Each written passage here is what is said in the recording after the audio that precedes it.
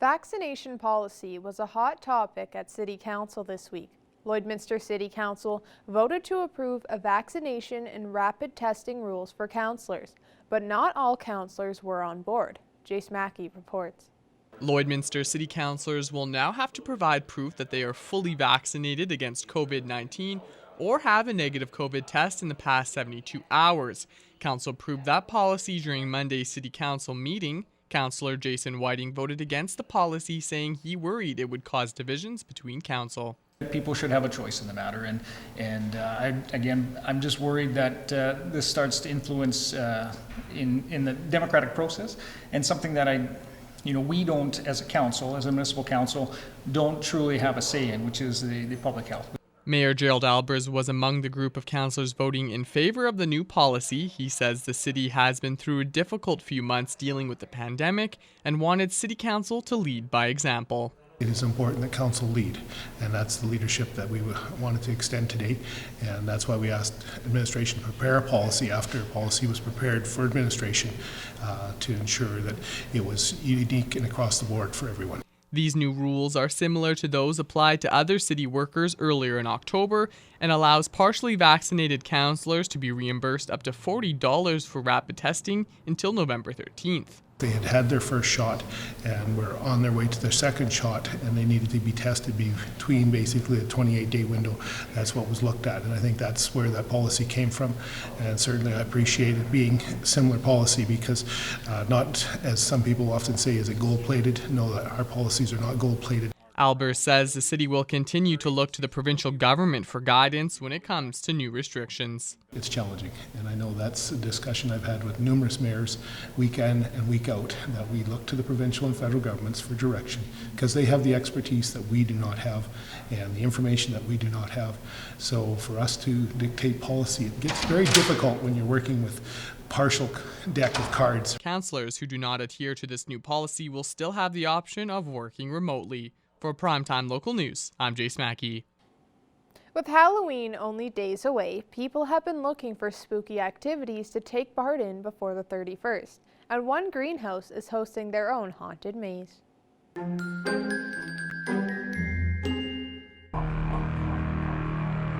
Bozer's Greenhouse runs out of St. Walburg, and this year they decided to turn their corn maze into a haunted maze to get everyone in the Halloween spirit. They've been very busy throughout October and sell tickets online.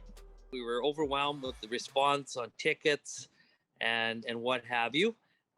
So we pre-sell tickets on our website for the haunted mazes. That way we can know how many people are coming and do a good job of doing a good job out in the maze, scaring and what have you. Bozer's held the haunted maze the weekend of the 15th and saw great success. They couldn't host the maze last weekend due to weather damage, but they are looking forward to a busy few days ahead at their haunted maze and obstacle course. We're going to be open Halloween day, during the day only. We don't have a haunted maze that night. Open during the day from 2 to 7 p.m.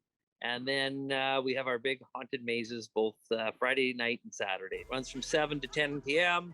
Throughout the summer, Bozer's has seen great support from residents, and even though this week is their final week, they're excited for what's to come in 2022. We're so overwhelmed with the turnout this year. We're so grateful, everybody, for coming out and supporting us, and we're definitely be back doing the corn maze again next year. But in the meantime, we got a full greenhouse season ahead of us before that. Visit the Bozer's Greenhouse Facebook page for more information. Now Shelby Clark will take a first look at your Tuesday weather.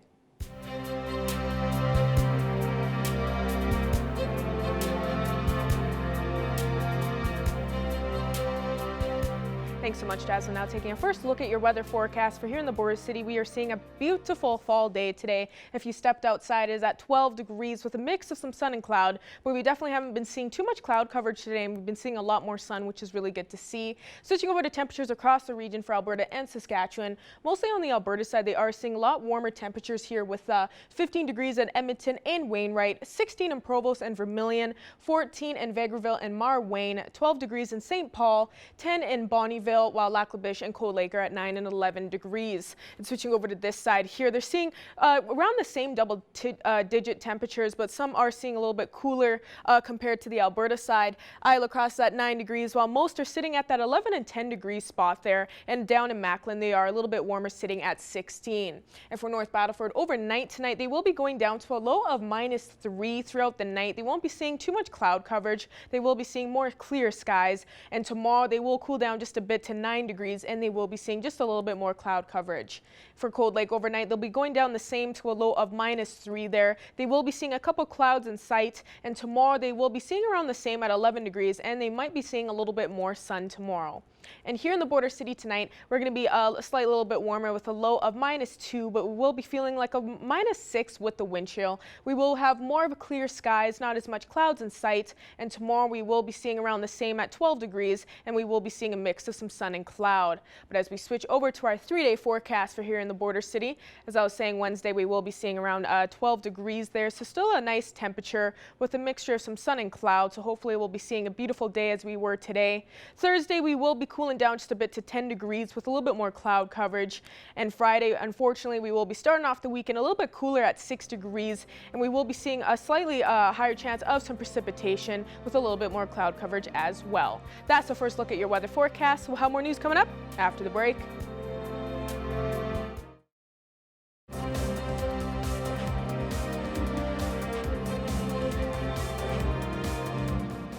The Angels of Hope Toy Drive campaign through the Catholic Social Services is returning for their second year. Josh Howerlack has more details on the project.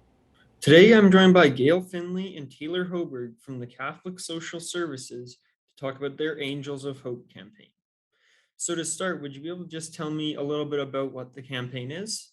So it's a yearly campaign. We started it last year, and we started it to match families with children, or match community members with children that we serve right in the Lloydminster office, to make sure that they have a gift at Christmas time. So what prompted you guys to start this campaign last year?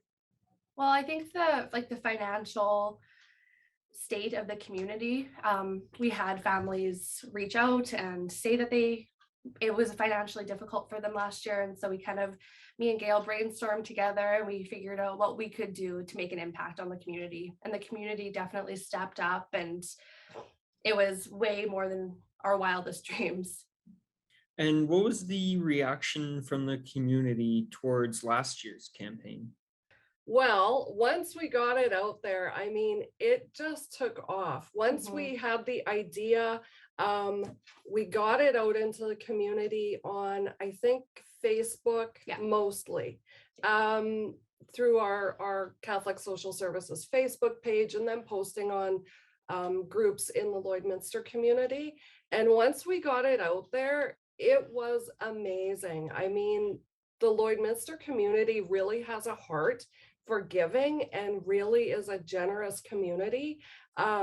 We couldn't keep up. There were days that we had more names coming in of people who wanted to buy a gift for kids than we had kids. And we were like, okay, let's get more names on the list, right? Because once we start putting names on, they kind of, go on there as we're working through families, right? So, and there was hockey teams, right? There was the one hockey team, they came and they said, okay, we each want to sponsor a child. They went and bought for them. They said, okay, we'd like to sponsor another child. I think they came 3 times. Yeah. Mm-hmm. And the one thing about them was they shopped locally. They shopped in the locally owned stores. So it was kind of a feel good thing there, right? You're supporting your local stores, and you're supporting your local kids. And it was a really great response. Yeah, it was fantastic. I had so many parents message me and say that they'd like to be matched with a child that's close to their own children's age, because they wanted to show them what the meaning of Christmas was, and they wanted that to be their new yearly tradition. And I think that's such a fantastic way to give back to the community, especially right now. And how would people be able to get involved in the campaign? So to get involved this year, you would call our office, our Lloyd office, and the phone number is 780-875-9084. Roxanne's probably going to be the person answering the phone. So, and she's kind of the keeper of our list this year, so it works out nice. And you can also email her. Her email is roxanne.ludu. So ROXANNE.LUDU@cssalberta.ca. And so once people get in contact with Roxanne, what would happen after that? How do they get matched with a child? Typically what happens is somebody will call and say, I'd like to sponsor a, age, gender, what have you, right? And Roxanne will go to the list and without giving any identifying information, right? It's all anonymous. She'll match them to somebody and say, okay, go ahead. And we have a limit, a price or a price range. Yeah, we're thinking around $20. Just so it's fair for every child, and then it makes a little bit less financial stress on the community as well. And then people will go buy the gift and bring it to the office unwrapped, and we'll wrap it here. And do you have any potential fundraising goals for this year? Well, last year our goal was doubled or tripled, and so we don't have a specific goal in mind this year. We are grateful for, I think, anything the community is willing to help us out with to help out the kiddos. Yeah, do you have a specific goal in mind? I don't, because we still have names coming in. We've still got people adding kids to the list. Yeah. So I mean, the sky's the limit, right? And when are you guys going to start accepting the donations? Well, anybody in the community can begin calling our office at any time to get matched with a child. And we're hoping to get all donations in and wrapped by December 15th. Just so we have enough time to wrap all of our gifts and get them out to the kiddos, and just in time for Christmas. That's great. Thank you for taking the time. Now here are your stock market prices for today.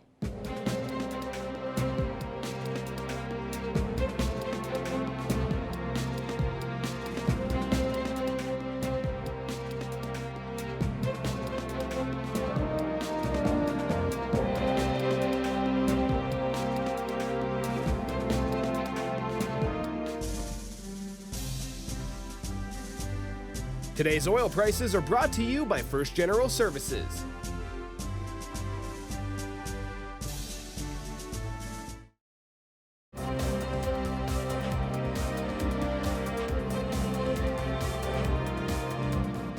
Welcome back. Crop diseases can cause stress for farmers, but proper disease management can reduce spread in an area. Jillian Coate has more.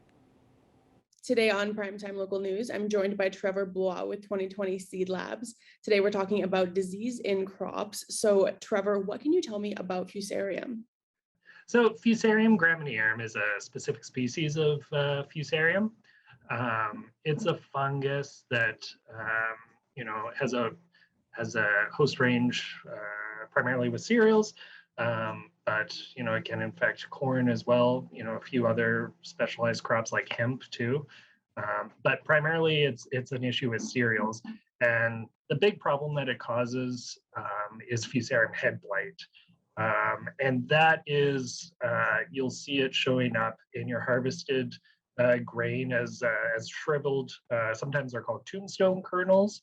When it's being graded, those are called Fusarium damaged kernels, or FDK. And the big issue with that is that those have high levels of a mycotoxin called vomitoxin, or deoxynivalenol. And that, when you have a high enough amount in your grain, when you're using it for different end uses, causes an issue. So if you're using it for feed, especially non-ruminants like hogs, they're only able to tolerate very low levels. Like the name of the mycotoxin, vomitoxin, kind of gives you an idea of what it might do. And so it can cause other sorts of issues as well. For human consumption, obviously we don't want to be eating it as well. With malting barley, it causes foaming if it's used for malt. And I'm wondering, just how easy does this spread? It spreads longer distances by seed for sure. If a region hasn't seen Fusarium graminearum historically, and you take seed in from outside of the region that's been infected with a pathogen, and this goes for all sorts of seed-borne pathogens as well. But if you're using infected seed in an area that hasn't seen it before, then you're going to be introducing that pathogen to the region, and that's the big issue in, historically in Alberta. We have had lower levels, in the longer picture at least, up till about 2012, we started seeing it spreading throughout the province. But it's still kind of patchy. So there are still some areas, I still talk to growers every once in a while, that this is like, sometimes even this year, they're like, this is the first time I'm seeing this. So it still happens. But it can spread shorter distances as well, just in the wind. It produces ascospores that are airborne. And so on infected stubble, it releases the spores into the air, and it's able to travel shorter distances, much more likely, but up to kilometers. Okay, and you said that it looks like numbers are going up. What's the cause of that? 2016 was exceptionally wet. Last couple of years have been kind of as well. 2019, 2020. 2021 was drier, as we know.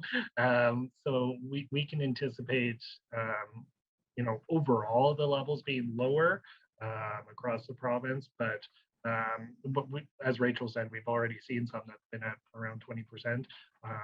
I'm starting to see high levels kind of down in southern Alberta still, where it's irrigated more so, and particularly with durum as well, which there are different, between the different cereal crops, there are different susceptibilities. So durum's more susceptible than wheat, and then barley is more resistant, and then oats, we rarely see it present in oats. So that's kind of the range of susceptibilities that you see it there. So this year, it might not be as bad, but we are starting, the more testing we're doing, the better picture that we get. As far as, along that eastern border, it kind of separated a few years ago. Looked like the central Alberta was kind of, it was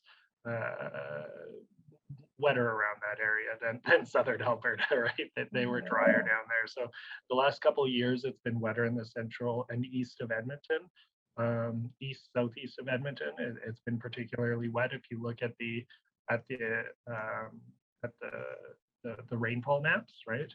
And so that's a big part. Another thing is that Saskatchewan, on average, does have more Fusarium graminearum present. That they haven't been regulating it as we have over the past few years, and with Manitoba, they have thresholds in place for recommendations for what to use, but it's likely that because of the airborne nature of it, and since Saskatchewan could potentially have higher levels, and we do see that with the samples that we test from there, then it's more likely that the proximity to Saskatchewan increases the risk of seeing Fusarium graminearum be more present in those fields than further west would. Trevor, thank you for your time today on this. And as a last note, you said that you guys would like to see more samples sent in for testing. The more samples that we test, the better our data is. So yeah, perfect. Have a great day. Now we'll take a look at your egg prices.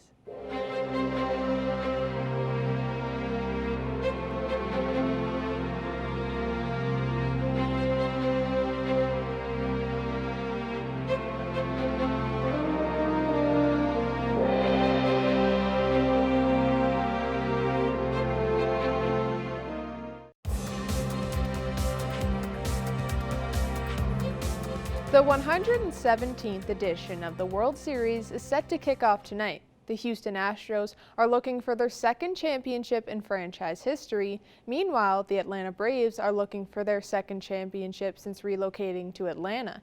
Evan Kenny has more ahead of the series.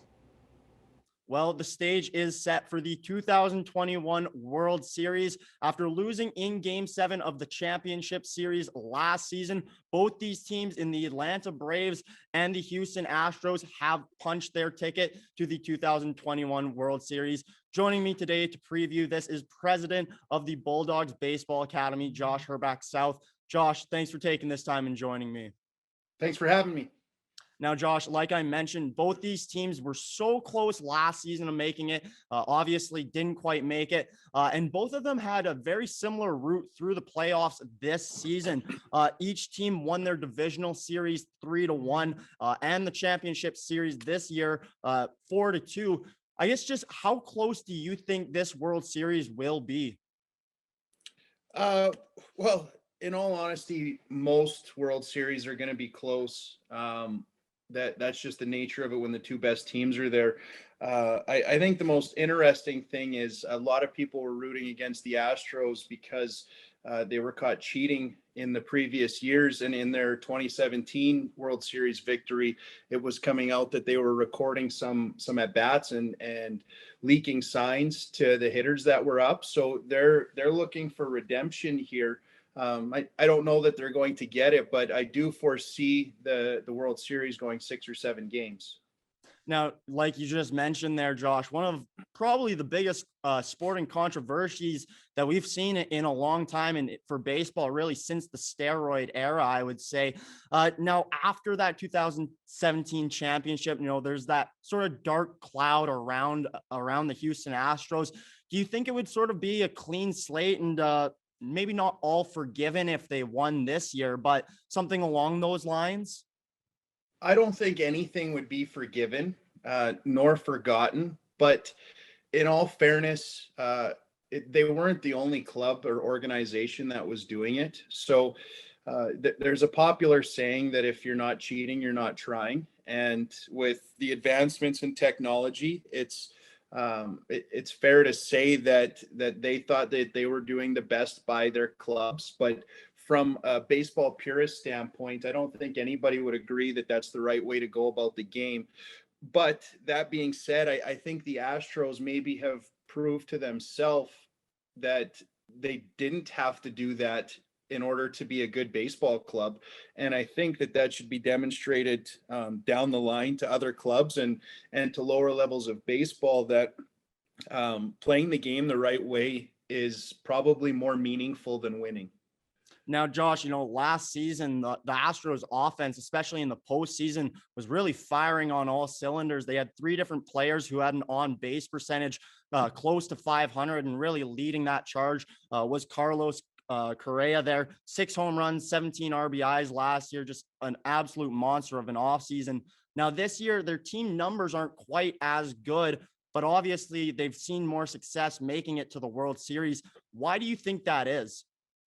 I think you just said it. Carlos Correa, since they brought him aboard since I guess 2015, he would have been drafted in 2012 and then brought to the big leagues in 2015. And he's been in the postseason with the Astros 6 of his 7 seasons. So you want to talk about a catalyst for a team, that would be it. So they've got a lot of pieces around him.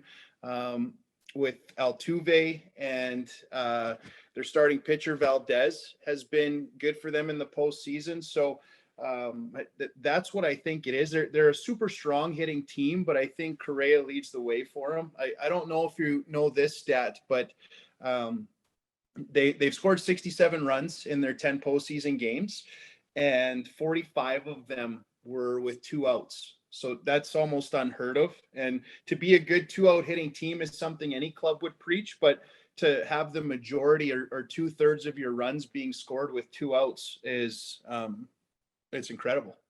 Now, quickly, let's just transition over to the Atlanta Braves. Now, the first and only time that they won the World Series back in 1995, they had an absolute stud in Greg Maddux on the mound. Now, this year, not quite the same rotation as the 95 season, but what do you think about the Braves rotation? Do you think it's strong enough to deal with the Astros bats? I think if they can get to Charlie Morton twice, then I think they will have a good chance at slowing them down. So Morton played with the Astros in their 2017 season when they won. So a lot of those pieces are still the same on the other side of the field. And I'm assuming spending that amount of time with them, he should have an idea of how to pitch those guys. So that would kind of be the key, is to see if you can get Morton 2 starts and then making sure that you have at least 2 wins by the time you get back. Now Shelby Clark will take another look at your weather forecast.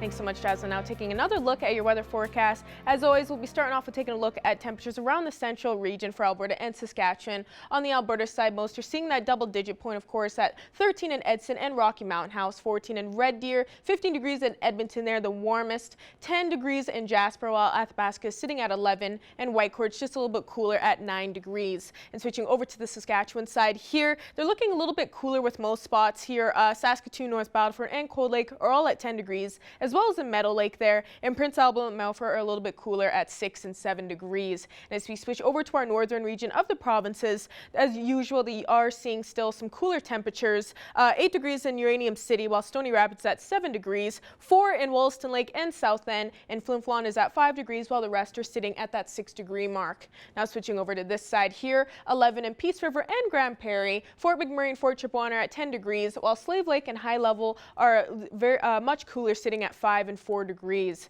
And as we switch over to our southern region of the provinces, they are seeing a lot warmer temperatures, kind of basically the same as around the central region here. 13 in Lethbridge and Calgary, Coronation and Medicine Hat are 15 and 16 degrees, while Banff is a little bit cooler, sitting at 7. And switching over to this side here, they are seeing some cooler temperatures in most spots, but Kindersley and Swift Current are a little bit warmer at 12 and 16 degrees, while it is 8 degrees in Estevan, 7 in Regina, and Yorkton and Moose Jaw are at 6 and 9 degrees. But as we go back across the region, the temperatures overnight tonight, we are cooling down just a bit in some spots here. Meadow Lake, Paradise Hill, and Murnum will be seeing a low of -6, so the coolest in those areas tonight. Pierceland and Bonnyville will be seeing a low of -4, while Unity, Wainwright, and Provost will be seeing a low of -3, and Isla Cross will be a little bit warmer at 0 degrees tonight.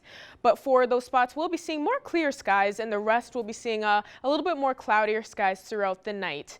And as we switch to temperatures tomorrow across the board there in the region, we will be seeing around the same as what we're seeing today. Most will be ranging from around 10 to 12 degrees, while up in Isla Cross it will be a little bit cooler, sitting at 8 degrees. In North Battleford, we'll be seeing 9 tomorrow. And as we end off with our 7-day forecast for here in the border city, Wednesday, I was saying we'll be hopefully seeing another beautiful fall day with 12 degrees with a mix of some sun and cloud. Thursday will cool down just a bit to 10, but we will be seeing cloudier skies. Friday, unfortunately, we'll be starting off a little bit cooler at 6 degrees on Friday to start off the weekend.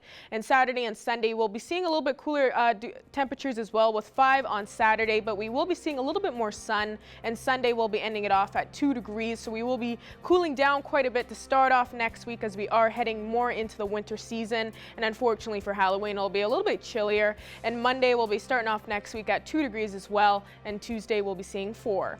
That is another look at your weather forecast. We'll have more news coming up after the break.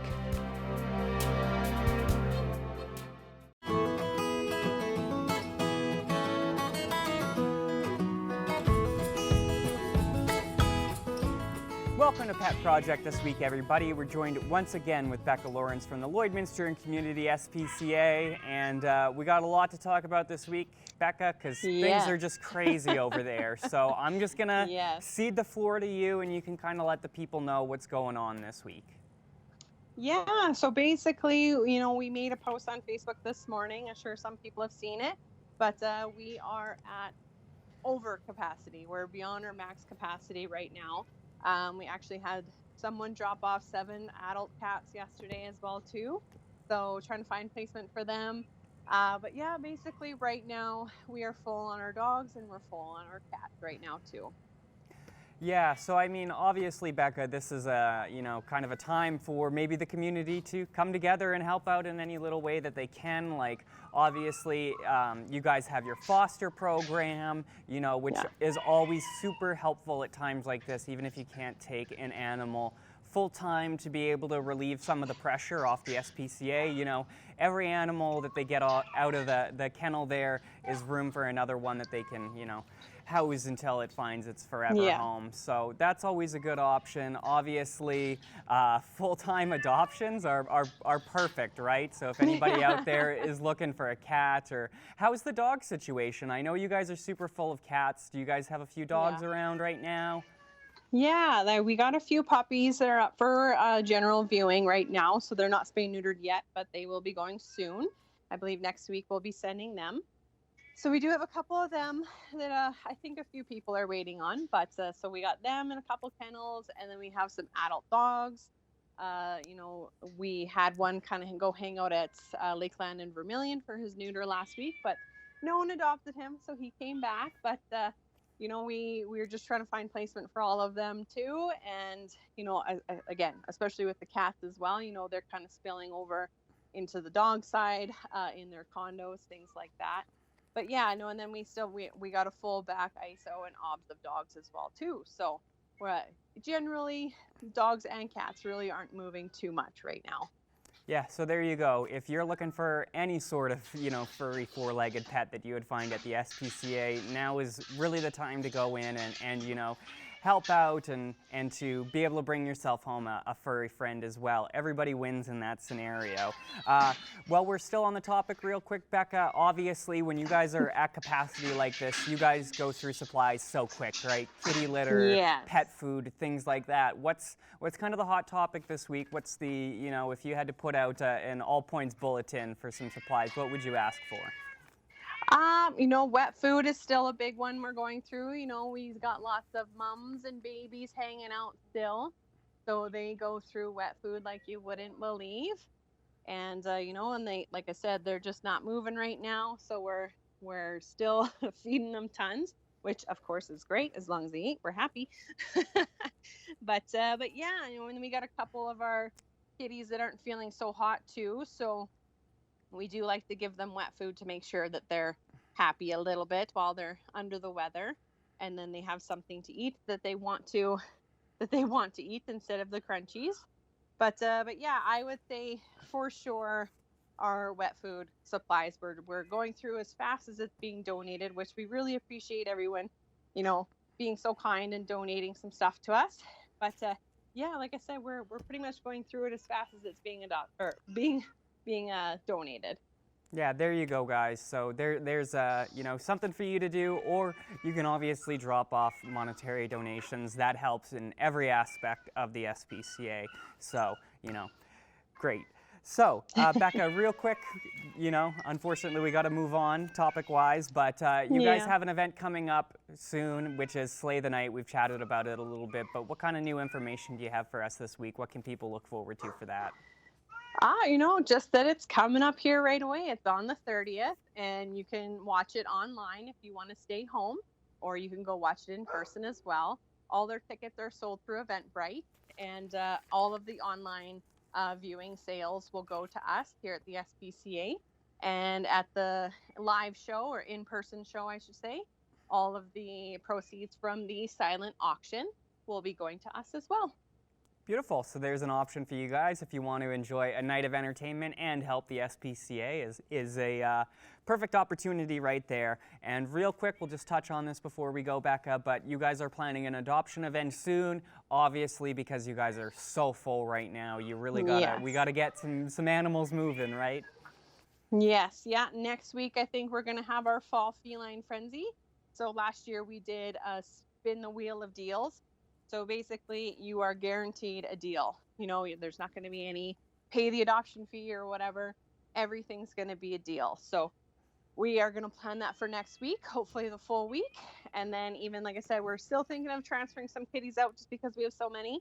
But yeah, next week we are planning on having that adoption event in hopes to find them their new forever homes.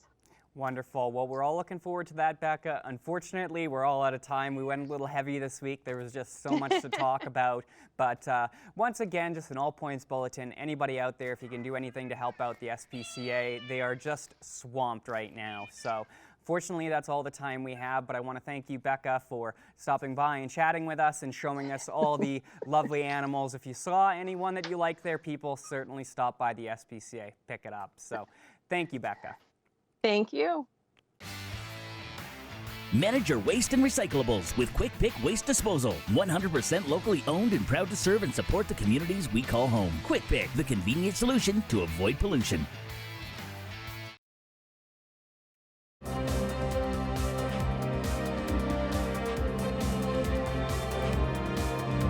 I'm happy to be joined on Primetime Local News today by Jay Semko. Jay has a collection of poetry and lyrics coming out, kind of mixed together. Jay, thank you for speaking with us today. Hey, Stacey, great to be here. Thanks. Well, Jay, people will know you from your time with the Northern Pikes, continued time with the Northern Pikes, and you've done so many other projects as well. We've spoken to you about them before, but this is really a unique project. Tell me about this mix of poetry and lyrics that you're releasing together. Well, it's a book, and in fact, I have my test copy here. There it is.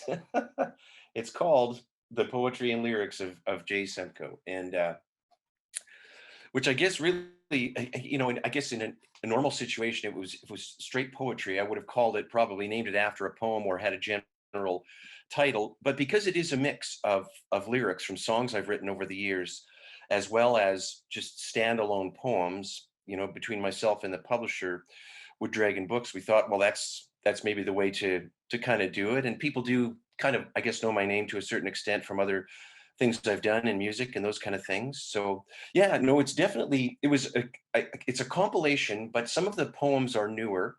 And I guess the oldest stuff in there is probably from my first solo album, Mouse, that came out in 1995. So the song lyrics that are included in there are lyrics from my solo records. And a lot of them I've kind of had to adapt. So if somebody knows the music and they read the lyrics along with it, they go, "Oh, this is a little different here," because I found out, which I do explain in the introduction, that sometimes things they'll sing a certain way when you hear it sung, and then when you physically read it, it looks a different way. So I had to find a way to kind of make it read a little bit smoother along the way. Now, Jay, you were kind enough to give me a copy in advance to check it out. And I went through it last night, and it's really quite incredible, the mix that you have in there. There's some very, lighter poems and, talking about nature, but then there's some on the darker side too. And you haven't been shy about talking about your time in rehab and addiction. And there are some of the poems that address that as well. Was that a conscious thing to go out and make it a mix of this? Or was it just, I like these poems and these lyrics, so I'm going to put them in? I really didn't consciously do it. It was one of those things where I looked at the volume of poetry when I was all done, or with the ones that were being considered for the book. And I kind of discovered, wow, there's a lot of songs or poems that are quite personal about my experiences with mental health and addiction. And I haven't really shied away from talking about that. And as I mentioned in the introduction to the book, I mean, I have found that people do really relate, and I found that they can be very, very much, at least if not helped, they can at least be to know that other people have experienced and are experiencing a lot of the same things. And yes, some of it's quite deeply personal, and I accept that, and I go, okay, well, that's what it is. I've always done that with my songs. I just lay it on the line. But when you've got songs, you've got, guitars and beats and melodies and things to kind of smooth your way through along. So, but when you just write it down on the page, it's somewhat stark. I can't say fairly stark. It is stark sometimes. But, I will say that I kept it pretty clean. I had a lot more objectionable language before we started editing. And that was a big, I have such an appreciation for anybody writing a book. And I mean, this is a compilation along with some newer poetry as well. And that was a huge task. And I've been working on this quite diligently for quite a while. And it was one of those things where I really have a new appreciation for somebody writing writing a novel or writing a nonfiction book. And although with poetry, I must say, it comes down to every word and every space and every letter really counts. It really does count because it's sometimes very specific and sometimes very sparse. So it's been a great learning experience. I just feel really blessed that I'm able to continue expanding my creative boundaries and be able to share this with people. And I hope people get something good out of it. I hope, I hope they can. And yeah, some of the poems are very stark, and they do deal with, my experiences with mental health and addiction. And I'm hoping that by me talking about that, which I have in the past as well, that the people will go, yeah, I felt like that too. And it's nice to know that somebody else is not afraid to put it down on paper, and we can read about it, and it can create some discussion about these things, and hopefully remove some stigma about that. Well, Jay, this is a beautiful book, and you are going to be doing an online launch on the 27th, tomorrow. So tell me about what's planned for that and how people can find this book if they want to order it. Yeah, well, it's going to be on Zoom, and it's going to be with my publisher, and that's Jeannie Martinson from Wood Dragon Books, and we'll be doing kind of a Q&A interview thing, and we'll probably take some questions from people that might want to have them along the way, and I'll probably throw in a little bit of music, and if you've seen any of my online stuff that I've done, especially through the COVID era, it's pretty loose, and I kind of have I kind of like to have fun with it and leave it a little bit unscripted. In regards to getting the book, it will be available through any database in any of the bookstores, but it will be physically available, I know, right away at McNally Robinson in Saskatoon and Penny University Books in Regina, and also through Kindle and ebook and Amazon and pretty much anywhere you can order the book. But like I say, there won't be that many copies in the major bookstores right now. Mainly, I'm a new poet, I'm a new author, and there's a lot of books in a lot of bookstores. So some will carry it right away, and I'll be posting information on my website, and that is www.jaysemko.com, and there'll be information about how to get to the book launch and information about how to get the book if you want to get a copy. Well, Jay, thank you so much for speaking with us, and congratulations. Just like an incredible book to go through and looking at all you've accomplished over the years. So we wish you a lot of success, and I'm looking forward to the launch tomorrow. Thank you, Stacy. Thank you very much. Thank you for joining us on Primetime Local News, and you can watch the second hour on CITL.